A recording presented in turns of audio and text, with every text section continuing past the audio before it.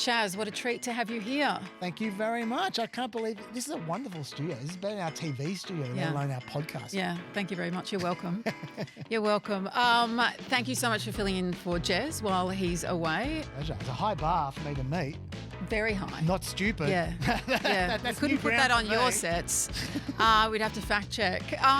So co-host of Planet America, one of my favourite people to talk to. I thought while we've got you here, I mean, no great surprise, we're going to talk about what's been happening in the US. And also, so I remember seeing you before the US election trying to quell any kind of alarm about the number of particularly conservatives I was seeing, like Liz Cheney, Robert Kagan, using words like, we are sleepwalking our way towards autocracy.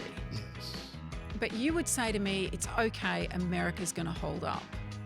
How do you view that now? Well, America still exists. Could the bar be any lower? As a landmass, it's there. Look, Okay. There are things that I was very confident weren't going to happen, and they haven't happened. Like for instance, Trump hasn't imprisoned all his opposition, which at some point in time Democrats were saying might happen. True. They were going full Mussolini. Yeah, that's why pardons happened. Yeah, totally. But on the other hand, there are some things I just did not see at all, and I think we've got a full chat talking about them today. I'm Julia Baird in Sydney on Gadigal Land. And I'm Chaz Cidello, also on Gadigal Land. This is Not Stupid, where we discuss the news in your feed, the things that have been grabbing your attention. And I know one thing that has been plaguing you, Chaz, is you described it to me as your own personal nightmare. Tell me what's been happening in the US of all the things that we've seen that has really got to you. Yeah, look, people were speculating early about in the impending autocracy of the Trump administration, how they're going to imprison their opposition and all that kind of stuff. And largely, we haven't seen that. Like, there have been attempts at times for Trumpists to be pushing for Hillary Clinton to be imprisoned. It's a controversy for a day, and then it goes away. But that's not the only sign of autocracy. Oh, yeah. Oh, it's not at all the only sign. I'm saying that hasn't happened. Yeah. By contrast, what has happened, which is also a sign of autocracy, which is the one, as you say, my personal nightmare, is when they start messing with what we know and what we think we know, where truth becomes a casualty.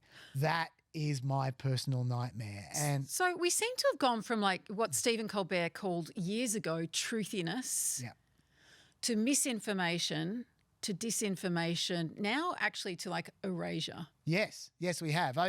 We're very used to Trump being a casual liar. Yep. That's fine. Like in his first administration, he lied a million times more than anyone else. We know that. That's fine. But as long as you can go away and read a fact check, if you care, then you can. Is it fine? Well, look, I'm not saying it's great. I'm not saying it's ideal. No. What I'm saying is, as a consumer of news and as a person who cares about politics, yes, I think we overestimate how much other people care about politics sometimes if we care about politics. But if you care about politics, as long as you can go and find the truth, if you care, that is one thing. But now we're getting to a point where I don't think it's clear at all, no matter how much you want to find the truth, where it is. And I'll give you a great example. It's actually a topical example right now, which is about 2 weeks ago, the Bureau of Labor Statistics in America, they produce all their economic statistics, essentially. They put out a revision of their unemployment rate. What I mean by that is that every single month they have an unemployment survey, which people fill out. Well, it's actually an employment survey, who's employed, who's not. And then they work out, okay, so how many people lost their jobs this month? Now, the survey, when they first fill it out, it's only about 60 to 65% of businesses fill out that survey. And then after about 3 months, about 95% have filled it out. So the numbers become more accurate as time goes on. And then they adjust the numbers to make sure they have the best possible numbers in 2 or 3 months' time. As they adjust, the numbers change. That's just normal.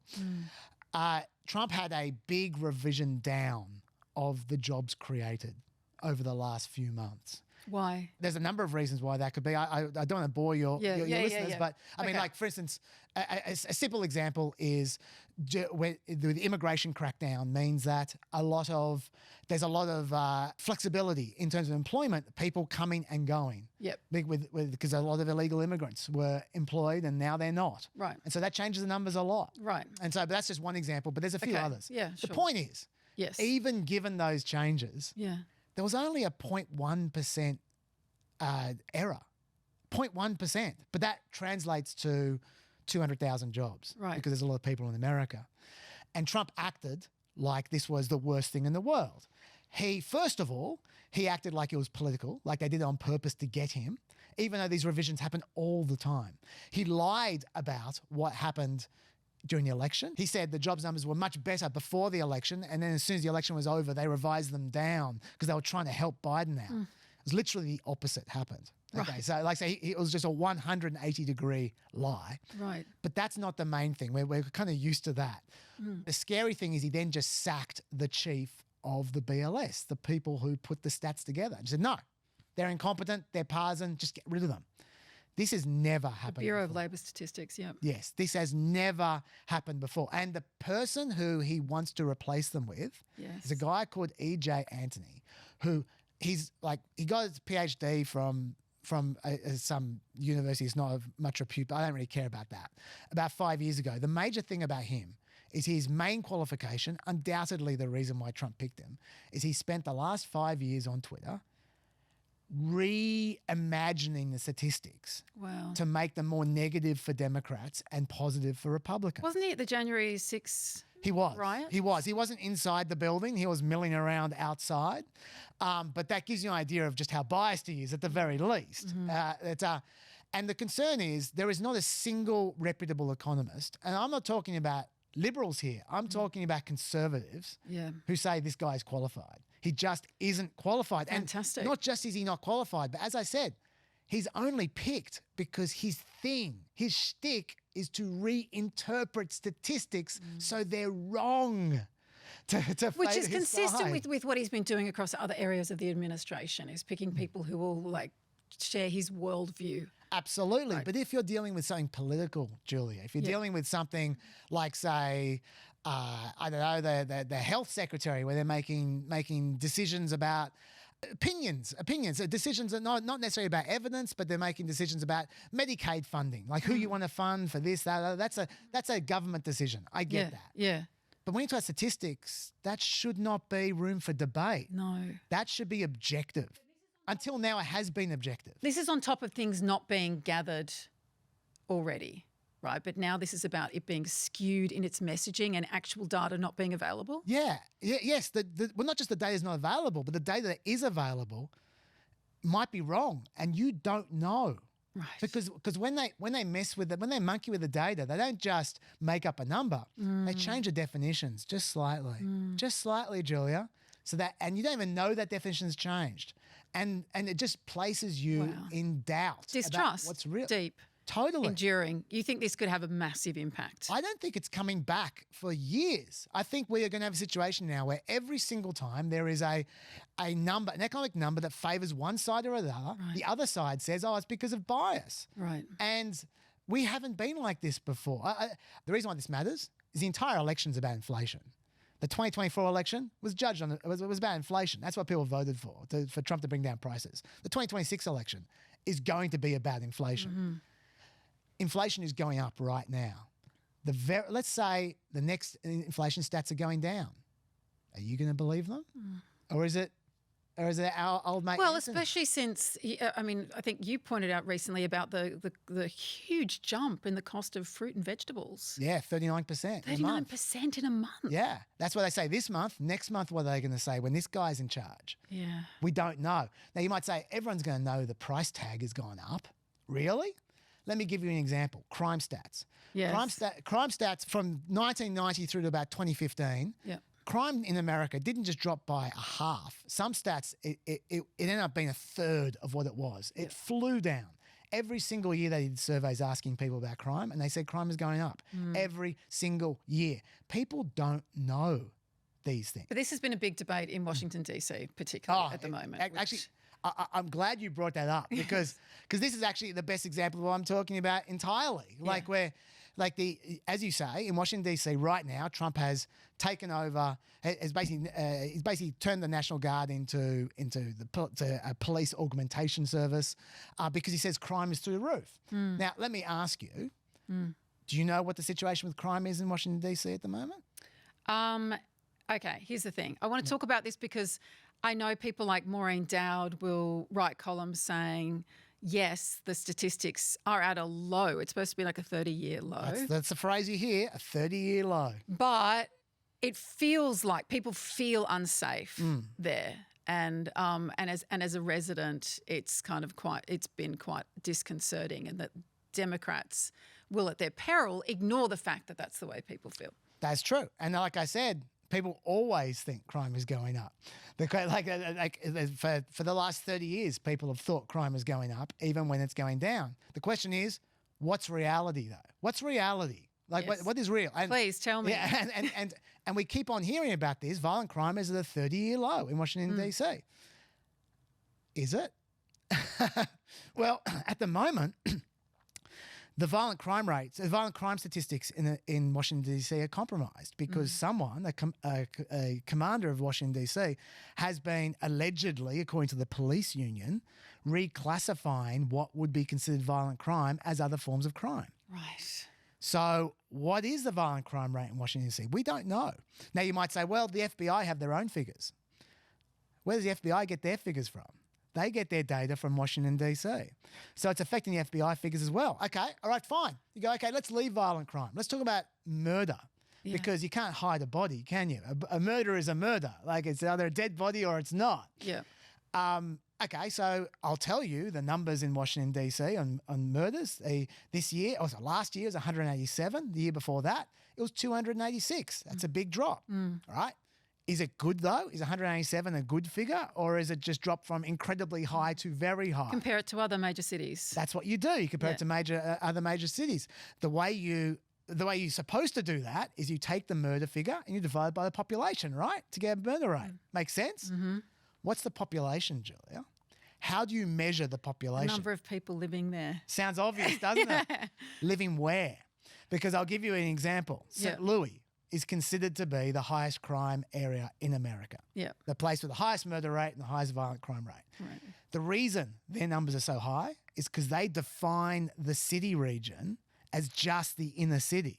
And they don't define the suburbs as part of the city. If you define the suburbs as part of the city, you'd have a much larger population you're dividing the number by, and you'd have a much lower rate of violent crime and murder.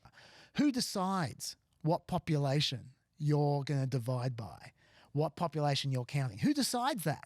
If it's someone you don't trust, no crime figures make any sense at all. But we're almost at that point anyway, but this just kind of makes it deeper and more dramatic, doesn't it? All the figures coming from the government that you're talking about. Absolutely. We're talking about everything. And we won't be able to speak to each other. We won't be able to have conversations. The minute you say, well, I know that 25%, you'll just get laughed at because someone's heard something different, and who can trust anyone anymore. This is absolutely right. This is what I remember 10, 15 years ago we were talking about what Russia was like. That you just couldn't believe anything and you just had to throw up your hands and just get really nihilistic and go, oh, nothing matters. That is how you end up with an authoritarian society, when people can do anything they like because everything's up for debate. But there's no truth. But to go back to this erasure thing, because they've also stopped collecting data on sexual assault, for example, a lot of things to do with marginalised communities and LGBTQI people. And so if you want effective policy responses or to see how various, the quality of water in certain neighbourhoods can disproportionately impact people, that's not going to be available anymore. But for me, part of what has been it's so overt.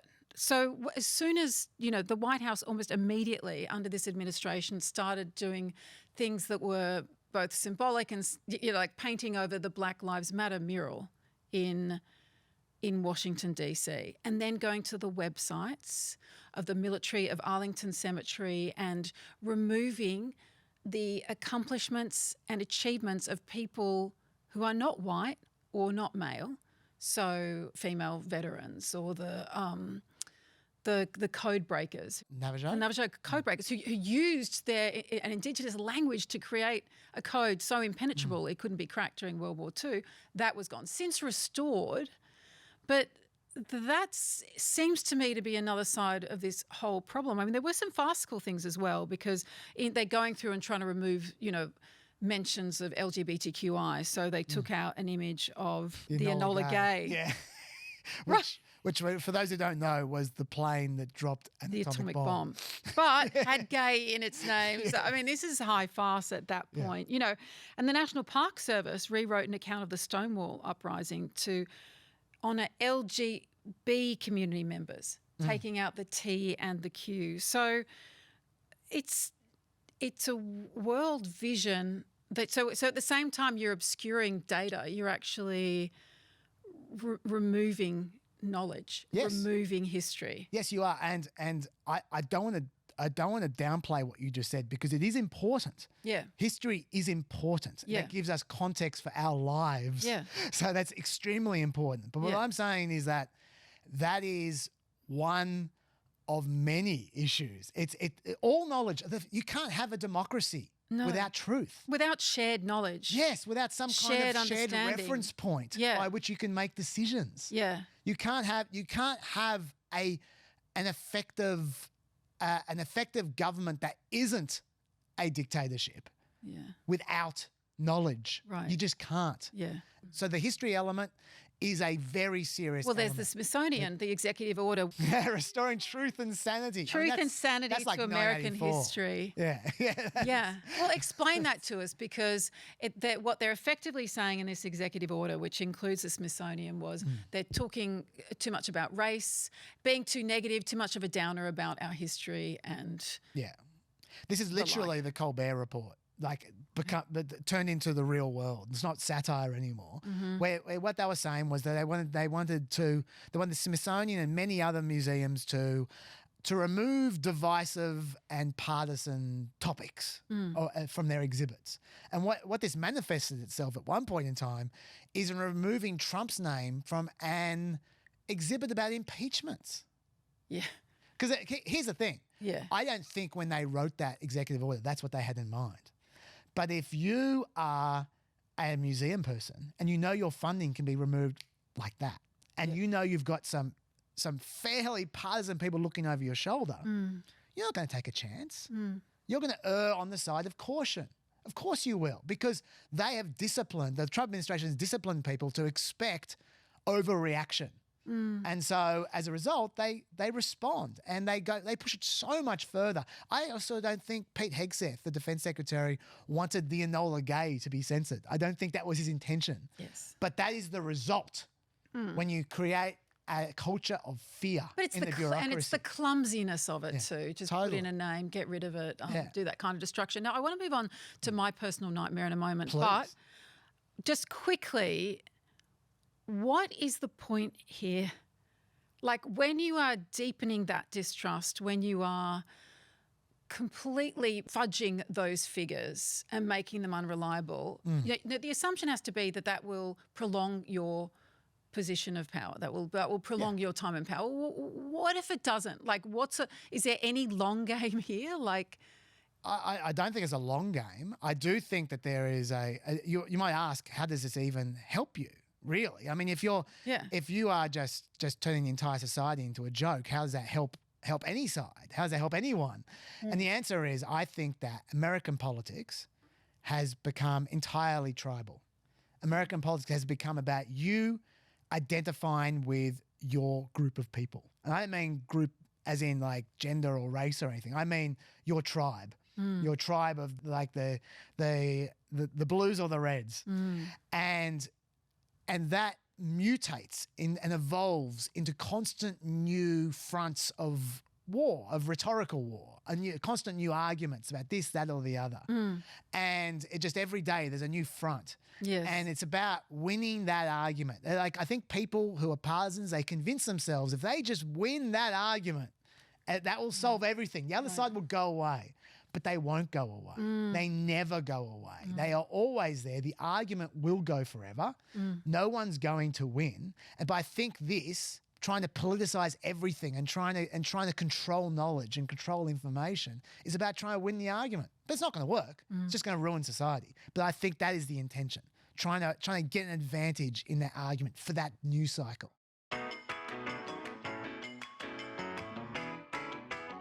Okay, I want to talk about something else, which is it caught my eye when Pete Hegseth retweeted a CNN post which was about Doug Wilson, who's his personal pastor.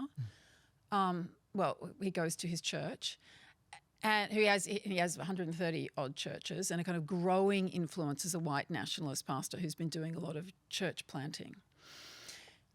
And in it, Wilson says things like, wait a minute, I wrote this down. Women are the kind of people that people come out of. Followed by, Okay. it doesn't take any talent to simply reproduce biologically. So, okay, that's a cheerful start. Then other pastors in it talk about, should they get rid of the 19th Amendment? Should women vote at all? And one of the pastors is like, no, because I think there should be a household vote and I should have that. I should have that vote. Like stunningly retro things. And also Wilson also believes that we need to remember that there were some slave owners who had terrific relationships with their slaves, apparently. That keeps coming up. Yep. Well, he said that in the 90s and he's abiding by it. Yeah. You know. So what can it mean when we have the Secretary of Defense of the United States approvingly posting something which queries women's right to have any voice politically and posits them as breeding machines, in fact, talentless breeding machines, because apparently it's not very hard to have a child. But it's not a skill. It's not a skill. You don't go Just tech. pop them out. Yeah, that's right, exactly. Okay, look, there's a few thoughts on this. Yes, please.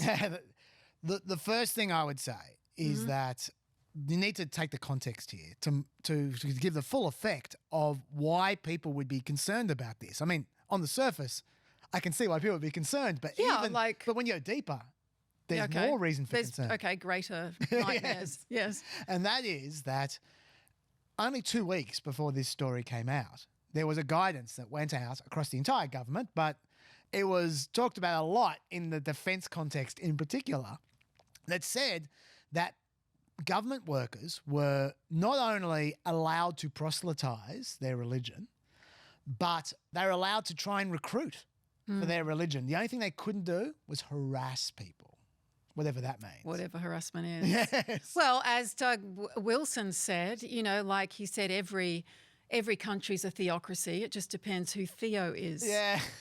I don't think it means Theo Huxtable from The Cosby Show. Yeah. Exactly. So in that context, you go, I should just take a step back for a second. You might go, well, freedom of religion, that's okay. And you know what? I'm a freedom kind of a guy. Sure. Yeah. I like freedom of speech. Definitely. I like Yes, sure. allowing people to preach if they want to preach. But you know what?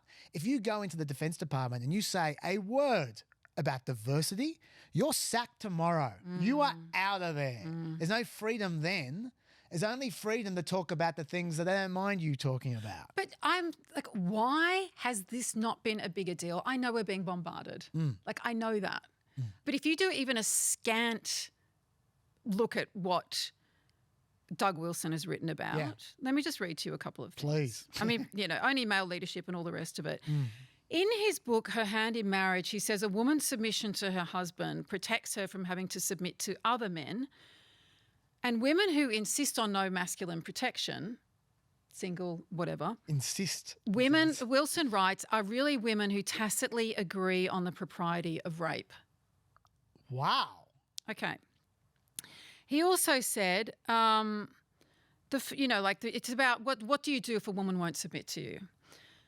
In his book, Federal Husband, he says, well, look, the first time a wife does not do the dishes, her husband should gently remind her. But if she continues to rebel, then he should call in the elders for public rebuke and shaming. Other people have reported beginning to use domestic discipline against their wives, so spanking them, because his book says wives need to be led with a firm hand. That's how some have interpreted that. And he says true authority, and also that it's erotic, that it with sex, like he says that a man penetrates with sex, conquers, colonizes, plants, while a woman receives, surrenders, and accepts. So true authority and true submission are therefore an erotic necessity. What's wrong with this guy? Which bit? Like all of it. It's a worldview. Yeah. And you just have to scratch and all this stuff. He's written it. It's on the public record. Now, if we can compare what happened to Barack Obama. Please. When Jeremiah Wright, who was leading the church he was part of, had made. Tell us about that story, because there was such an outcry about that. Yeah. There was one sermon where Jeremiah Wright was talking about anti-war stuff. This is because it's back in 2007 or whatever. And he said the phrase, "God bless America, God damn America." And that got played on Fox News about 6 million times. It wasn't clear at all that Barack Obama was present. I think he also said that 9/11 happened because of American terrorism or something. Yeah. He did. But it wasn't clear at all that Barack Obama either was even present when these things were said. He certainly didn't agree with them, but Barack Obama never said that he said anything that suggests that he would agree with any of this. But not only did Barack Obama have to distance himself from that preacher, he had to give like an hour-long speech about the whole thing, to try and inoculate himself from a long disavowal, went through bit by bit what he had said and said, "This is not me." Whereas we have like Pete Hegseth going, Yeah, well, we don't have Pete Hegseth saying anything. We have a spokesperson for Pete Hegseth saying, of course, the secretary thinks that women should have the right to vote. That's a stupid question. Saying that's a stupid question is an epic gaslight. I don't like overusing that word. But like to even ask, after you've retweeted this guy with these views on women, if you support it and goes, "No, you're stupid." Yeah. And of course not. But anyway. No, I 100% agree. Unlike Barack Obama, yes, Pete Hegseth is the one who introduced this fellow into the conversation. Barack Obama didn't tweet out a clip from his preacher. Yeah. People went back to find out where Barack Obama went to church. They did the legwork themselves, right? Barack Obama didn't make him an issue. Yeah. Pete Hegseth was the one who tweeted this guy out. That particular bit. It wasn't like he tweeted something of him saying, praise the Lord. And he cited him approving. And then they found that he also had these other beliefs. It's all there. So here's the thing. Yes. I'd like to be generous to people. I like to give people the benefit of the doubt. If Pete Hegseth says, "I don't believe any of that crap," but can you accept that even dismissing it like that? The way the spokesperson did, I don't accept. I agree with you. That is gaslighting. It's insulting, and too many spokespeople in the Trump administration speak like that. By the way, it's very crude, and I don't like it. Right. But leaving that aside, if Pete Hegseth came out and said, "Of course, I support the women's right to vote. I support equality, all the rest of it," I'd believe him. I'd give him the benefit of the doubt. Like, unless he says something otherwise, right? Fine. I'd want to ask him a series of questions. That's fine. Okay. I don't think you're being unfair. That's very fair. Yes. That's very fair. But my point is this: he didn't come out. The spokesperson said that thing that you were insulted by, and I also was insulted by. Yeah. That was the response. Yeah. And the thing that for me was most noteworthy was even before that response from the spokesperson, there was no real controversy. Yeah. It got tweeted out a little bit. Yeah. But people generally were just like, "Oh yeah, whatever." Yeah. We'll just come to accept it.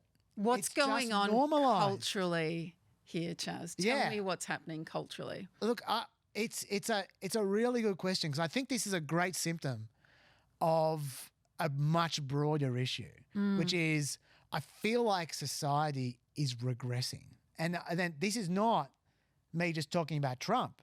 I think it's been regressing for a while. I think this year it's sped up, and that may be Trump administration related. In fact, I think it is Trump administration related. But I think generally society has been regressing for a while. I think that we are becoming cruder.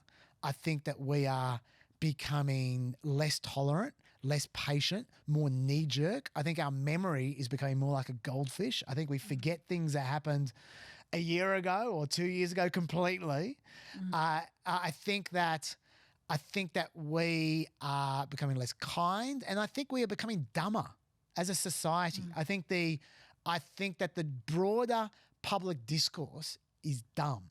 And I'll give you an example of what I'm talking about. I remember back in about 2015, like to take the beginning of the Trump era, but back then, I remember when whataboutism made its debut online and in the political discourse. The idea of when someone accuses you of something or makes a point, you respond with, what about this completely irrelevant thing of you? Yeah. That is. Or I'm really worried about domestic violence in Australia, or what about the women in Afghanistan? Yeah. Well, what about what you do is you redirect the attention from the topic that you are supposedly debating to something else entirely and change the topic. That's what whataboutism is. Okay. To minimise. Yeah. And I remember when that debuted in the public rhetoric, and at the time I was saying, well, this is what they talk about. This is what they do in Russia. This is the classic rhetorical tactic in Russia at the time. And since then, it's just everywhere. You said earlier that you're an optimistic person, but you're painting a dark picture, which I think, we know what we're seeing. And there's a lot of people who are so deeply concerned and actually can't really watch or don't follow things because they get so worried about it. So where are you left when we talk about this cultural vibe? Well, okay. And look, growing darker, really. It is growing darker, and I'm not going to pretend at times I don't despair. I take a long-term view of things. I think we often are going through negative phases that will then move towards something positive. And you go, how can this move towards something positive? I would say, for instance, I've witnessed myself in my own life that people who grow up in adversity, they become pretty impressive people when they're older. It's a sink or swim situation. And when they swim hard. I'm not saying it's good. Even though you've said to me you feel like we live in a culture where everyone's adolescent. We're becoming more childish. I do feel like that. But I also feel, I look at my own kids, and they're absorbing that as well. My own kids who they look at this childish argument and they just go, well, that's really stupid. And they themselves try and formulate better arguments. I've got to talk about a 12-year-old here. We'll try and formulate a better argument than they hear from a politician. And I go, she's going to be better for that in 20 years' time. She when she's a leader, when she's 40, she's going to be pretty impressive because she had to accommodate this crap when she was a kid. So if she's not giving her vote to her husband. Yes, fingers crossed. Like I said, I don't want to be Pollyanna-ish about this. But I think it's a genuine question. I think, this is not the first time in the world that we've faced adversity. And I think that in the end, I think if as long as there is an avenue through, potentially an avenue through, I have faith that if we all work hard, we can get there better off for it. And I actually think we're sort of getting towards the end, I guess, that when the next question that people always ask is, what do you do about it? And I think the answer is very simple. You care. You don't be cynical. You don't be nihilist. You say some things matter. Truth matters. Like character matters. When you throw up your hands and go, I just give up. And this is something we're seeing a lot this year in America. Yeah. In response to the Trump administration, people throw up their hands. People are exhausted, defeated. It's too hard. He's back again. This is like a horror movie. Freddy just keeps coming back. Yeah. I just give up. Yeah. If you don't give up, if you just keep on fighting, care about things, I think that's the solution.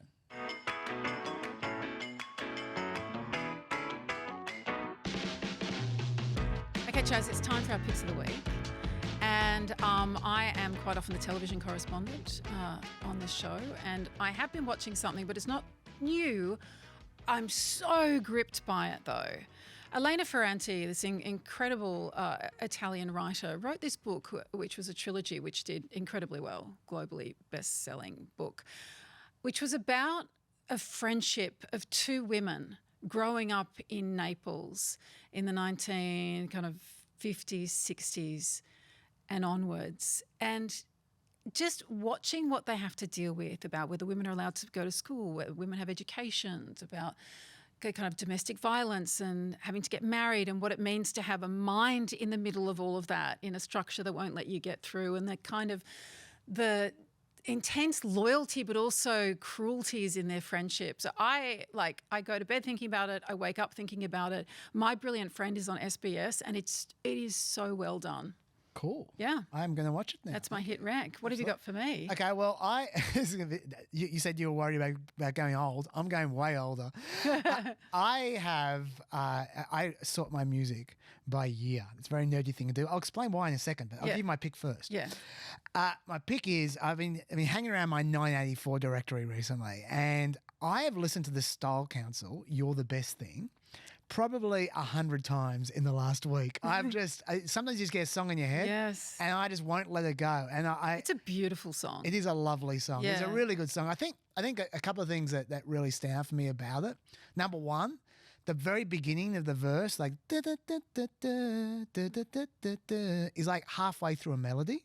Yeah, I love songs that start in the middle of a melody line. Like that's the best thing about Dancing Queen by ABBA. It starts off with, you can dance, you can dance. It starts off halfway through a chorus. You're a big ABBA fan. I am a big ABBA fan. Yeah. They're so melodious. And I think that this song does the same thing. It starts halfway through a melody line, which is it's just a great bang to the song. Yeah. But also, we've talked about a lot of darkness during this podcast. I love how happy it is. You've got this single plucked guitar with this breezy kind of calypso style percussion. It's breezy and light in a way only early 80s music is. No other era has that kind of vibe of like a holiday with its music. And then it's got that vibe, and it just makes my day better. And then so I just listen to it over and over again.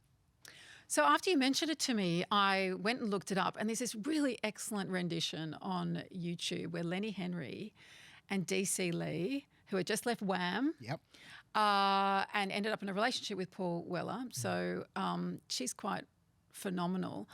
They were doing the backup, and I love that version. Well, I'm going to listen to that one as well. 101. Why do you categorise your... Yes, thank you for reminding me. Music I into forgot. years, Because this is interesting. One of my personal little obsessions is with my memory, because I don't know about you, but I feel like we are changing as people because of the internet. And one of the ways we're changing is our memory. I feel like 30 years ago, we used to memorize things. We used to memorize phone numbers. Phone numbers, yes. yeah. We used to remember details about geography or our lives, and now we search for things. If we want to know something, we search it. And I remember Geraldine Brooks saying at an event I was with her at the Adelaide Writers Festival, and she just said at one point, remember when you didn't know something, you just didn't know it? That's it. Yes. Right? There was a time when we didn't know things and we remembered things then. Whereas now all knowledge is just at our fingertips if we just go search for it. And not just about objective things, but about our own history. Our photo albums are there on our computer. Yeah. Our emails are there. Like, we don't need to remember things about ourselves even. We can search everything. And I feel like our mental, if you imagine a library inside our head with little index cards, I feel like they've atrophied. The index cards are gone. We have no ability in our own heads to sort through information and access that information for ourselves. We need an external source of sorting and Are you indexing. sure that's because you don't have a teenage brain anymore? Look, I do feel like I'm not quite what I was.